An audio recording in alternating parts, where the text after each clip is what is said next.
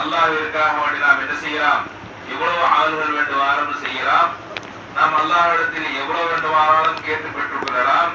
அல்லாஹ்வுக்கும் நமக்கும் என்ன பகையா இருக்கின்றது என்று மக்கள் அல்லாஹ்வின்பால் அமல் செய்வதற்கு ஆர்வம் காட்டுகிறார்கள். ஆனால் அதே அல்லாஹ் தான் நீங்கள் மனிதர்களுக்கு மத்தியிலே உங்களுடைய நடைமுறைகளை நீங்கள் எப்படி அமைத்துக் கொள்ள வேண்டும், எப்படி அமைத்துக் கொள்ள கூடாது என்கிற ஒரு சில விஷயங்களை நமக்கு சொல்லித் தருகின்றார். உதாரணத்திற்கு திருக்குர்ஆனில் அல்லாஹ் 49வது அத்தியாயம் 11வது வசனத்திலே ஒரு வார்த்தையை சொல்கின்றான். பாருங்கள், யா அய்யுஹல்லதீன ஆமனு, இறை நம்பிக்கையாளர்களே, லா யஸ்ஹர் கௌமும் மின் கௌமின் அஸா, ஒரு சமுதாயம் மற்றொரு சமுதாயத்தை கேலி செய்ய வேண்டாம். அஸா அய்யகுன்ன கைரம், அஸா அய்யகூனு கைரம் மின்ஹும், அவர்கள் இவர்களை விட சிறந்தவர்களாக இருக்கலாம். வலா நிசாஉம் மின் நிசாஇன் அஸா அய்யகுன்ன கைரம் மின்ஹுன்ன, ஒரு பெண் மற்றொரு பெண்ணை கேலி செய்ய வேண்டாம், அவர்கள் இவர்களை விட சிறந்தோராக இருக்கலாம். ولا تلمزوا أنفسكم ولا تنابزوا بالألقاب بئس الاسم الفسوق بعد الإيمان, உங்களையே நீங்கள் குறை கூறிக் கொள்ளாதீர்கள், தீய பட்டப்பெயர்களால் அழைக்காதீர்கள். இறை நம்பிக்கையை கொண்டபின் பாவமானதை குறிப்பிடுவது மிக கெட்டது. யார் பாவ மன்னிப்பு தேடவில்லையோ அவர்களே அநியாயக்காரர்கள் என்று அல்லாஹ் சொல்லி காட்டுகின்றார். இந்த வசனத்தின் மூலம் நமக்கு அல்லாஹ் சொல்லக்கூடிய பாடம் என்னவென்று சொன்னால், இஸ்லாத்திற்கு வருவதற்கு முன்பாக அந்த மக்கள், ரசூல் ஸல்லல்லாஹு அலைஹி வஸல்லம் அவர்களுடன் வாழ்ந்த அந்த மக்கள் இது போன்ற காரியங்களில் ஈடுபட்டுக் கொண்டிருக்கிறார்கள். அதற்குத்தான் அல்லாஹ் சொல்லி காட்டுகின்றான், வமல்லம் பிஸ்மில் இஸ்மு ஃபுசூக் பஅதல் ஈமான், நீங்கள் ஈமான் கொண்டதற்கு முன்பாக நீங்கள் எப்படி இருந்தீர்களோ அது நமக்கு தேவை கிடையாது. நீங்கள் இறைவனை நம்பிவிட்டீர்கள், இறைவனையும் மறுமை நாளையும் நம்பிவிட்ட நீங்கள் எப்படி நீங்கள் நடந்து கொள்ள வேண்டும் என்று சொன்னால், யாரையும் கேலி செய்யாமலும் பட்டப்பெயர் சொல்லி அழைக்காமலும், உங்களை நீங்கள் முதல்ல மனிதனுக்கு என்ன அப்படின்னா, நாம உங்களையே நீங்கள் குறை கூறிக் கொள்ளாதீர்கள். தன்னைத்தானே குறை சொல்லக்கூடியவர்கள் இருப்பாங்க, தனது சகோதரனை குறை சொல்லக்கூடியவர்கள் இருப்பாங்க. அப்படி நீங்கள் இருக்காதீர்கள் என்று அல்லாஹ் ரப்பல் ஆலமீன் சொல்லி காட்டுகின்றார். அதே நேரம் நபிகள் நாயகம் ஸல்லல்லாஹு அலைஹி வஸல்லம் அவங்க சொல்றாங்க, இந்த இந்த நபி ஸல்லல்லாஹு அலைஹி வஸல்லம் அவங்க சொல்லக்கூடிய இந்த ஹதீஸ் அபூ ஹுரைரா ரலியல்லாஹு அன்ஹு அவங்க அறிவிக்கிறாங்க. இது முஸ்லிம்ல 5010வது ஹதீஸாக பதிவு செய்யப்பட்டிருக்குது. பிஹஸ்பி அம்ரின் மின் ஷர்ரி ஐ யஹ்திர அஹாவுல் முஸ்லிம், நபி ஸல்லல்லாஹு அலைஹி வஸல்லம் அவர்கள் கூறினார்கள், ஒருவர் தம் சகோதர முஸ்லிமை கேவலப்படுத்துவதே அவருடைய தீமைக்கு போதிய சான்றாகும். கேவலப்படுத்துவது என்று சொன்னால், ஒரு மனிதரிடத்தில் அவமரியாதையாக நடந்து கொள்வது, அவருடைய மரியாதைக்கு பாதிப்பு வரும்படியான செயல்களை செய்வது. இப்போ ரோட்ல ஒருத்தர் போய்கிட்டு இருக்கிறாரு, அவரை பார்த்து நாம் ஏதேனும் இனி சொல்லை சொன்னால், அவரை பார்த்து 4 பேர் சிரிக்கக்கூடிய அளவிற்கு ஏதேனும் ஒரு வார்த்தையை நாம் சொன்னால் அவருக்கு சங்கடம் ஏற்படுமா படாதா? அது போன்ற காரியங்களை நாம் செய்துவிடக்கூடாது. அதுவே அவர் தீமை செய்வதற்கு போதுமானதாகும் என்று சொல்லி காட்டுகின்றார். அதே நேரம் நபிகள் நாயகம் ஸல்லல்லாஹு அலைஹி வஸல்லம் அவங்க ரொம்ப முக்கியமான ஒரு விஷயத்தை சொல்றாங்க. சில பேர் இந்த வெளிப்படையான காரியத்தை எதுவும் பண்ண மாட்டாங்க, அமைதியாக இருப்பார்கள். அவர்கள் உண்டு, அவர்கள் வேலை உண்டு என்று செய்யலாம், அமைதியா இருப்பாங்க. ஆனால் மனதளவிலே என்ன செய்வார்கள்? ஒரு பெரிய பாவத்தை பண்ணிக்கிட்டு இருப்பாங்க. அது யாருக்கு மட்டும்தான் தெரியும்? அந்த பாவத்தை செய்யக்கூடிய அந்த மனிதருக்கும் அதை கண்காணிக்கக்கூடிய அல்லாஹ்வுக்கு மட்டும்தான் தெரியும். அதுக்குதான் ரசூல் ஸல்லல்லாஹு அலைஹி வஸல்லம் சொல்றாங்க, இப்படி யாருடைய உள்ளத்தில் அணு அளவு தற்பெருமை இருக்கிறதோ அவன் சொர்க்கம் போக மாட்டான். என்னோட நபி ஸல்லல்லாஹு அலைஹி வஸல்லம் அவங்க சொல்றாங்க, யாருடைய உள்ளத்தில் அணு அளவு தற்பெருமை இருக்கிறதோ, தற்பெருமைனா என்ன? தன்னை உயர்வாக கருதி கொள்வது, பிறரை இழிவாக கருதுவது. தன்னை உயர்வாக கருதி கொண்டு பிறரை இழிவாக கருதுவது. இப்படியான ஒரு சூழ்நிலையில் இருந்தோம் தன்னை உயர்வாக கருதிக் கொள்வது, பிறரை இழிவாக கருதுவது என்பது நமக்கு வெளிமக்களுக்கு பெருசா தெரியாது. ஆனால் நாம் என்ன மாதிரியான மனநிலையில் இருக்கிறோம் என்று அல்லாஹ் ஒருவனுக்கு மிகவும் தெளிவாக தெரியும். அப்ப அதுக்காக என்ன சொல்றாங்க ரசூலுல்லாஹி ஸல்லல்லாஹு அலைஹி வஸல்லம் அவங்க, தற்பெருமை இருக்கிறதோ, எவருடைய உள்ளத்தில் தற்பெருமை இருக்கிறதோ அவன் என்ன செய்ய முடியாது, சொர்க்கத்திற்குள் போகவே முடியாது என்று எச்சரிக்கை செய்கின்றார்கள்.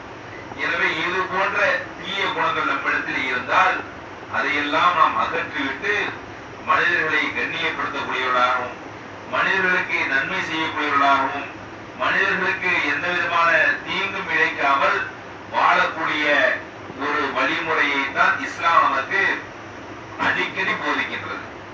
உங்கள் சகோதரரிடத்தில் நல்லபடியாக நடந்து கொள்ளுங்கள், பெண்களிடத்தில் நீங்கள் நல்லபடியாக நடந்து கொள்ளுங்கள், சிறுவர்களிடத்தில் நீங்கள் நல்லபடியாக நடந்து கொள்ளுங்கள், வயோதிகர்களிடத்தில் நீங்கள் நல்லபடியாக நடந்து கொள்ளுங்கள், பெற்றோர்களிடத்தில் நீங்கள் நல்லபடியாக நடந்து கொள்ளுங்கள். இதுவெல்லாம் நல்லபடியாக நடந்து கொள்ளுங்கள் என்று அல்லாஹ் ரப்பல் ஆலமீன் அவனிடத்தில் நடந்து கொள்வதை பற்றி இங்கு பாடம் எடுக்கவில்லை. உங்களை சார்ந்து இருப்பவர்களே, உங்களை அங்கே இருப்பவர்களே, உங்களுடன் பழகுபவர்களே, உங்களுக்கு அருகாமையில் இருப்பவர்களிடம் நீங்கள் நல்ல முறையில் நடந்து கொள்ளுங்கள் என்று நபிகள் நாயகம் ஸல்லல்லாஹு அலைஹி வஸல்லம் சொல்றாங்க. அதே நேரம் பெருமைக்கு இலக்கணமாக எதை சொன்னார்கள் என்று சொன்னால், எது பெருமை என்று சொன்னால், சத்தியத்தை எவன் மறுக்கின்றானோ சத்தியம் பெருமை. பிற மனிதர்களை கேவலமாக கருதுவது, பிற மனிதர்களை கேவலமாக கருதுவது என்று சொன்னால், உதாரணத்திற்கு சொல்லுவோம். இப்போ ஒருவர் வசதியானவர் இருக்கிறார், ஒருவர் ரொம்ப வசதியானவராக இருக்கிறார், ஒருவர் ஏழ்மை நிலையில் இருக்கிறார். இந்த வசதியானவர் எப்படி பிறரை கேவலமாக கருதுவார் என்று சொன்னால், இப்போ ஒரு சபையில் அவருடன் ஒன்றாக இருப்பதை அவர் கேவலமாக கருதுவார். இவருடன் நம்ம ஒன்றாக உட்கார்ந்தா நம்முடைய அந்தஸ்து என்ன ஆகிறது அப்படின்னு நினைப்பார். அப்படி நினைப்பதின் காரணமாக என்ன செய்வாரு, அந்த ஏழையாக இருக்கக்கூடிய மனிதனின் பக்கத்தில் என்ன செய்ய மாட்டாரு, உட்காரப்பட மாட்டார். அதே நேரம் ஒருவர் அழகாக இருக்கிறார், ரொம்ப அழகாக இருக்கிறார். அப்ப அழகில்லாத ஒரு மனிதரை தனது பக்கத்தில் என்ன செய்ய மாட்டாங்க, சேர்த்துக்கிற மாட்டாங்க. நம்ம அவங்க ரேஞ்சிலே இருக்கிற மாதிரியான ஆட்களோட என்ன செய்வாங்க, பழகுவாங்க. கொஞ்சம் அழகில்லாத மனிதர்களிடத்தில் என்ன செய்ய மாட்டாங்க, பழக மாட்டாங்க. அப்ப இதுவெல்லாம் எதனுடைய வெளிப்பாடு என்று சொன்னால், கேவலமாக கருதுவது. இவர்களுடன் நம்ம என்ன பழக்கம் வச்சுக்கிறது, நம்ம அந்தஸ்து என்ன, நம்மளுடைய அதிகாரம் என்ன, நம்மளுடைய ரேஞ்ச் என்ன, அப்படி இந்த ரேஞ்ச் பார்த்து இது பண்றது இருக்கு பாருங்க, அதுவே பிற மனிதர்களை கேவலமாக கருதுறது.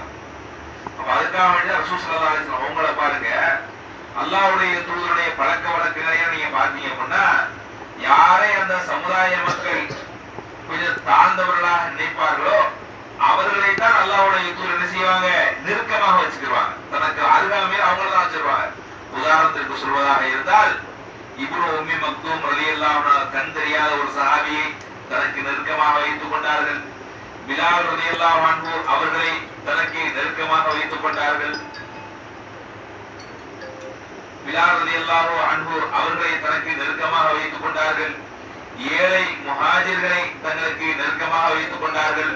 இப்படி ஏழையான எத்தனையோ சஹாபாக்களை தங்களுக்கு நெருக்கமாக வைத்துக் கொண்டார்கள். அப்ப அனாதைகளை தங்களுக்கு நெருக்கமாக வைத்துக் கொண்டார்கள். அதற்காக ரசூல் ஸல்லல்லாஹு அலைஹி வஸல்லம் அவங்க சொல்றாங்க, அனாதைகளை யார் ஆதரிப்பார்களோ அவரும் நானும் நாளை மறுமையிலே இப்படி இரண்டு விரல்களை போல ஒட்டி இருப்போம் அப்படின்னு சொல்றாங்க.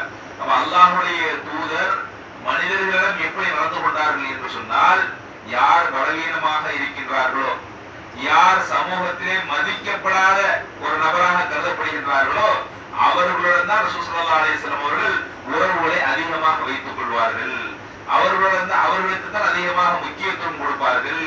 இன்னும் சொல்ல போனால் ஒரு இடத்திலே சொன்னார்கள், நபிகள் நாயகம் ஸல்லல்லாஹு அலைஹி வஸல்லம் அவர்கள், அரபியை விட அரபி அல்லாதவர் சிறந்தவர் அல்ல, அரபி அல்லாதவரை விட அரபி சிறந்தவர் அல்ல, கருப்பரை விட வெள்ளையர் சிறந்தவர் அல்ல, வெள்ளையரை விட கருப்பர் சிறந்தவர் அல்ல, இப்ப நீங்க உங்களுக்கு இப்ப உங்கள் கூட்டத்தார்களை சார்ந்தவர்கள் இன்னைக்கு உங்களுக்கு அரசாட்சி உங்களுடைய ஜனாதிபதியாக இருக்கிறார்கள். அதனால நீங்க அவருக்கு கட்டுப்பட்டு இருக்கீங்க. நாளை காலம் மாறும்.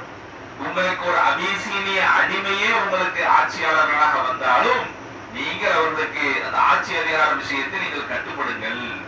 அந்த நேரத்துல நீ உங்களுக்கு ஆட்சியாளரா இருக்கிறதா, நீ யார், நீ எந்த ஊர், நீ எங்கிருந்து வந்தாய், இப்படிங்கிற மாதிரியான கேள்விகளை கேட்டு அவர்களை நீங்கள் புறந்தள்ள கூடாது. இப்படி ரசூல் ஸல்லல்லாஹு அலைஹி வஸல்லம் அவர்கள் மனிதர்களிடத்தில் சக மனிதர்களிடத்தில் எப்படி நடந்து கொள்ள வேண்டும் என்று மனிதாபிமானத்தை நமக்கு கற்றுத்தந்து இருக்கின்றார்.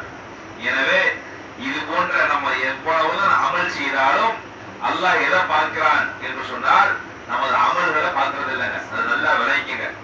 நம்ம அமல் ரசூல் ஸல்லல்லாஹு அலைஹி வஸல்லம் கேட்டாங்க, யா ரசூலல்லாஹ் மாதா அக்ஸருன் நாஸ் யதுகுலுல் ஜன்னah, நாளை மறுமை நாளிலே மக்கள் என்ன காரணத்திற்காக வேண்டி அதிகமான மக்கள் சொர்க்கத்துக்கு போவாங்க, என்ன ரீசன்னால சொர்க்கத்துக்கு போவாங்க அப்படின்னு கேட்கும் பொழுது ரசூல் ஸல்லல்லாஹு அலைஹி வஸல்லம் அவங்க சொன்னாங்க, தக்வல்லாஹ், அல்லாஹ்விற்கு அஞ்சுவதன் காரணமாக அதிகமான மக்கள் சொர்க்கத்துக்கு போவாங்க.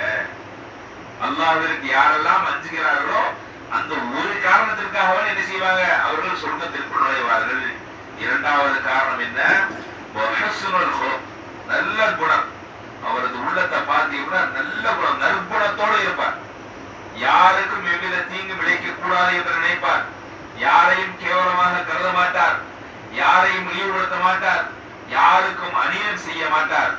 தன்னால் முடிந்த அளவிற்கு நன்மையை செய்வார், இல்லை என்றால் அமைதியாக இருந்தவர். இப்படிப்பட்ட மனிதர்கள் இப்படிப்பட்ட அமல்களை செய்வதன் காரணமாக அவர் சொர்க்கத்திற்கு போவார்கள் என்று நபிகள் நாயகம் ஸல்லல்லாஹு அலைஹி வஸல்லம் அவர்கள் நமக்கு சொல்லி காட்டுகின்றார். எனவே எப்படி நாம் அமல் செய்கின்றோம் என்பது முக்கியம் கிடையாது. எது முக்கியம், சக மனிதர்களிடத்தில் நாம் எப்படி நடந்து கொள்கிறோம் என்பதுதான் அல்லாஹ்வினால் மிகவும் கண்காணிக்கப்படுகின்றது. அதுக்கு தான் பாருங்க, ஷஹீதாக இருந்தாலும் கூட, இறை வழியில் கொல்லப்பட்டவராக இருந்தாலும் கூட, இந்த உலகத்தில் கடன் வைத்து விட்டு அந்த கடனை அடைக்காமல் அவர் இறந்து விட்டால் அந்த ஷஹீத் என்ன செய்ய முடியாது, சொர்க்கத்திற்கு போக முடியாது. அந்த கடனை அங்கே பைசல் பண்ணணும். ஒன்னு அவருடைய வாரிசுக்கு அடைச்சிருக்கணும், அல்லது அவர் அடைச்சிட்டு இருக்கணும், ஷஹீதா இருக்கணும். இப்படி மக்களுக்கு மத்தியில் இப்படி ஒரு பேலன்ஸ் வச்சுட்டு வந்தா கூட அல்லாஹ் என்ன செய்கின்றான், அவரை நிப்பாட்டி வைத்திருக்கின்றான் என்று நபிகள் நாயகம் ஸல்லல்லாஹு அலைஹி வஸல்லம் சொல்றான். அப்போ சக மனிதர்களிடத்திலே நல்ல முறையில் நடந்து கொள்ளக்கூடிய நற்குணமுள்ள மக்களாக அல்லாஹ் ரப்பல் ஆலமீன் நம் அனைவரையும் ஆக்கி அருள வேண்டும் என்று கூறி இந்த சிறிய உரையை நிறைவு செய்கின்றோம். வாஹிரு தஅவானா அல்ஹம்துலில்லாஹி ரப்பில் ஆலமீன். அஸ்ஸலாமு அலைக்கும் வரஹ்மத்துல்லாஹி வபரகாத்துஹு. சுப்ஹானக்கல்லாஹு வ பிஹம்திக அஷ்ஹது அன் லா இலாஹா இல்லா அன்த அஸ்தக்ஃபிருக்க